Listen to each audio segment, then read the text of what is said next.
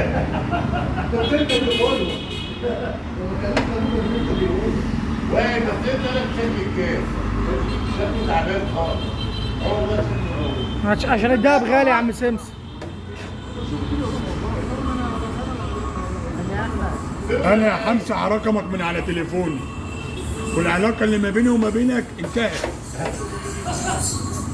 ايه؟ كريم يا احمد. ايه؟ يقول لك الشرطه واحمد امام ايد واحده يا عم سمس.